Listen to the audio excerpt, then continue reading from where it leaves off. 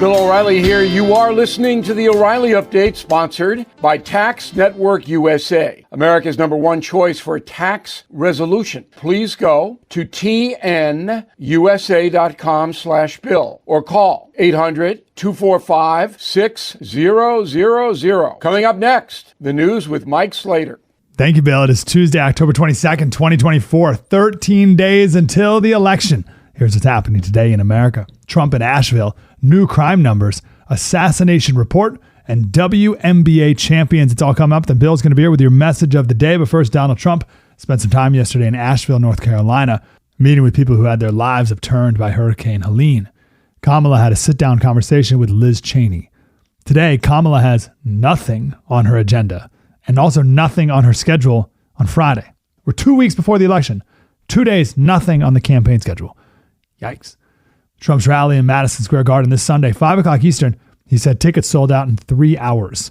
And all the left has in response to this is, the Nazis held a rally there in 1939. They got nothing. It's great.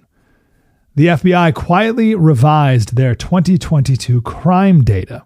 When they released their 2023 data, on page 11, there was a footnote that said the 2022 violent crime rate has been updated. It turns out, David Muir, that from these new numbers, the crime rate did not drop by 2.1%, but rose 4.5%.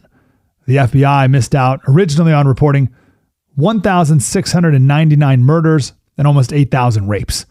But these numbers aren't even accurate anyway, because these are only reported crimes. Most crimes aren't even reported. A more accurate measurement is from the Department of Justice, the National Crime Victimization Survey. They do an annual survey of 240,000 people. And the question is, have you experienced any crime in the last year? According to these numbers, in the last 3 years, violent crime has risen by 55%. A House panel of 7 Republicans and 6 Democrats issued an interim report on the first assassination attempt of Donald Trump, saying it was preventable. No kidding. 53-page report said that there was inadequate planning and coordination before the rally, noting that there was no meeting between federal and local law enforcement on the day of the event. There was also no uniform command post for communication between Secret Service and local law enforcement.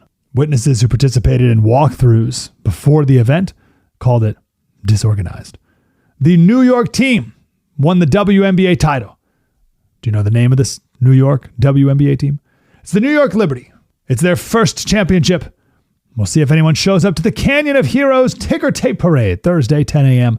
Meanwhile, WNBA star Angel Reese said she can't pay her bills on her WNBA salary of $73,000 a year. She says her rent is $8,000 a month. That's just $96K on rent. I'm Mike Slater from the podcast Politics by Faith. Bill O'Reilly with your message of the day. Next. Did you know every day is a perfect day for peace of mind? With American Home Shield Warranty, you are covered for unexpected breakdowns like leaky faucets or faulty water heaters. Choose a plan that fits your budget and rest easy knowing repairs and replacements are taken care of.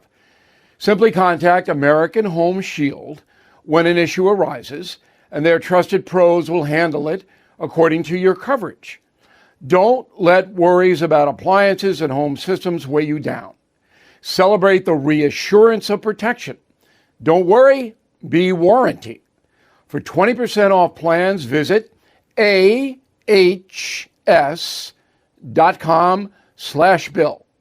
For more details, see ahs.com/contracts for coverage details, including limit amounts, fees, limitations, and exclusions. Time now for the O'Reilly Update message of the day. On this Tuesday, as we have reported, the Atlas poll seems to be the most credible this election cycle. I recently interviewed the CEO, and his methodology looks clean, unlike other polling outfits who tell their paymasters what they want to hear.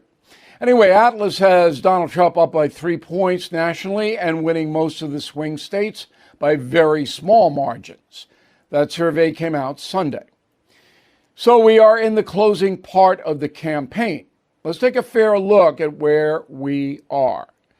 Vice President Harris lost some momentum during the Fox News interview simply because she did not directly answer any of the 10 questions posed. Even the foggiest voter had a notice. Instead of seizing the opportunity to display some problem-solving vision, she fell back to verbal nothingness. Donald Trump has some momentum despite his forays into Twilight Zone land. Arnold Palmer? Why? But Trump's Pennsylvania McDonald's great adventure was a very successful populist display. Atlas has him up in the Commonwealth right now. Momentum, of course, can shift quickly, and both candidates need to introduce something fresh into their campaigns. Kamala is doing a CNN town hall this week, but that's just Cupcakeville. Trump has a big rally set for Madison Square Garden next Sunday, which could help him if he stays on policy. We are all over the last 2 weeks. This is the place to be. I'm Bill O'Reilly. I approve the message by writing it. You can reach me, Bill at BillO'Reilly.com, Bill at BillO'Reilly.com, name and town if you wish to opine. Now let's go to the mail. Linda Garfitt, Fort Saskatchewan, Canada. Okay, Linda. I watched the Fox News interview with Kamala Harris. I was disappointed in Bret Baier. I felt he should have done better. I wish you could have interviewed Harris. I thought we have a poll. How did Bret Baier do on BillO'Reilly.com? Give you the results in a smart life tomorrow. So you get one more day to vote. I thought Baier did a good job, but he missed a couple of opportunities. Harris would never sit across from me. You got to give Barack Obama credit for doing it 3 times. Harris never did it. And Biden wouldn't do it either. Karina. Baier did a great job. She exposed Kamala Harris, who I don't trust at all. There was some of that because she wouldn't answer any of the 10 questions. By the way, I can't believe it. I have to give another donation. I used a cliche, by the way. Got me.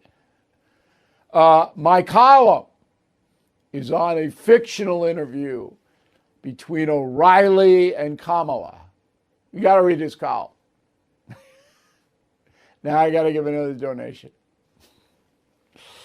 Letitia, I felt exhausted after the interview. No problem solving, no positive message. In a moment, something you might not know. Hey, Bill O'Reilly here. America is at a breaking point. Record inflation, interest rates, debt. The last thing we need is more reckless government spending and higher taxes, and they could happen. But a Harris presidency could bring us into that zone, plus a hit to your retirement savings. So protect your savings with American Hartford Gold. They'll help you secure your retirement by diversifying with physical gold and silver. Start with a simple phone call. They'll guide you through the process, even deliver gold and silver right to your door, or place it directly in your IRA or 401k. Don't wait. These safe haven assets can protect you in an economic crisis.